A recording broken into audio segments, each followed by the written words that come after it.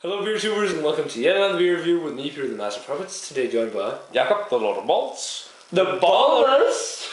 Because we're looking at a beer called Floyds. Yeah, called Baller Stout. No, this is their 15th anniversary ale, Baller Stout.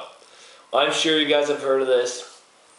It's a big Imperial Stout, so on 13.5% alcohol, and it's a blend between the Three Floyds Dark Lord, the McKellar Beer Brunch Weasel, the Destruise Black Albert, and Surly Darkness. I mean, that is one heck of a blended beer. And I've had all the different beers on its own. I've had all of them except for the Darkness. Yeah, well, Darkness is probably as hard to get as Dark Lord, I think. But yeah, it should be interesting. I've heard mixed feelings about it. I've heard some people loved it. I heard some people like, nah. But yeah, it says here on the front, this massive stout is the combined effort of Three Floyds, Surly, Destruise, and McKellar. Literally, we brewed Dark Lord, Darkness, Black Albert, and Beer Geek Brunch with our friends at our brewery, then blended them. This is a celebration of not only our 15 years, but also the international craft brewing community, or industry, and those of you that support it. Cheers and thanks, Three Floyds. Which is pretty cool, because craft brewers really become something international with the whole collaboration thing, which is really cool. Yeah. So yeah, let's get this cracked open and see how it is. So we got the Baller Stout poured.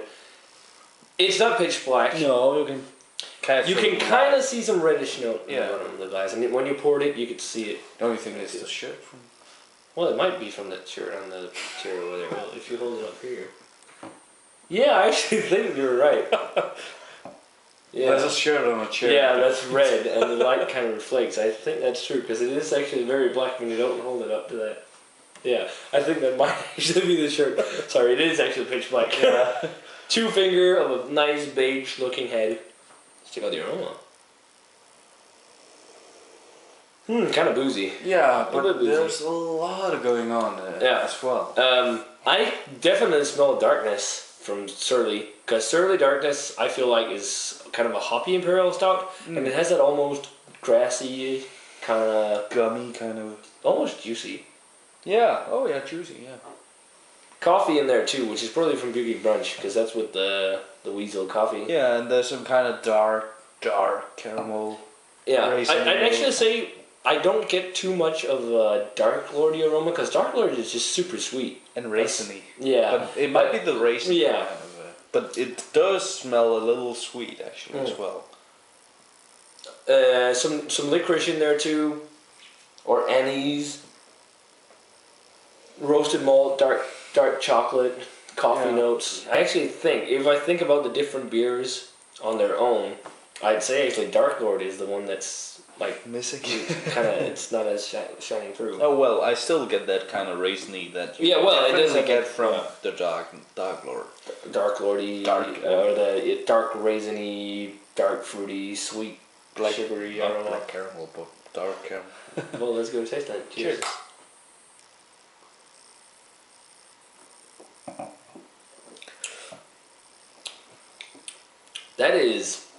That is definitely a blend of those beers. Yeah. That is interesting. I get a lot of it's a mix of sweetness and super licoricey flavors up front, I think. Yeah. I got a lot of licorice on that first sip. And then it kind of fades out to a darker caramel, almost pruny kind of tasting sensation. And then some alcohol still. Though I feel like you can taste that alcohol has mellowed out on it. Yeah. It's not super intense on the alcohol. No, this actually drinks really well. And on the back end you just get a shit ton of coffee, which is probably from the brunch. Yeah. Body I'd say is full, creamy, kind of viscous. This is interesting because you can kind of pick up. And it has that kind of still, even though this is a year old now, I can still pick up on some kind of almost hoppy or kind of grassy, juicy almost flavor, which is what I thought that was specific from the Surly Darkness, especially the 2011 vintage. But wow, it has that kind of silky smoothness to it. Yeah. And kind of easy drinking beer for a 13.8%. Some tobacco notes, some fudgy, kind of almost molassesy notes in there. Yeah. It's a huge blend of flavors because it's a blend of so many different beers. I think that has something to do with it as well. Yeah. It's pretty complex. Yeah, I think I prefer the beers on their own though. But it's still really good beer. I'm gonna give this a straight up 90. It's really nice, very well blended beer. But as I said, I would rather drink a Dark Lord or a Beaky Brunch or a Black Albert or a Surly Darkness on their own, because it gets a little bit too kind of messy, I think. But still, really really nice beer. Yeah, I agree. It kind of gets a little messy. This is still a pretty awesome blend of Yeah. four. Apparently, I have three of them, but 4 pretty big beers and amazing beers. Rating wise, I think I have to go a grade higher than you and give it this one a 91. So guys, that does it for the beer review of the Three Floyds 15th Anniversary Ale. Baller stout. Good stuff. Especially getting kind of like an international thing going on. Yeah, like 2 European breweries and 2 American breweries. Really cool.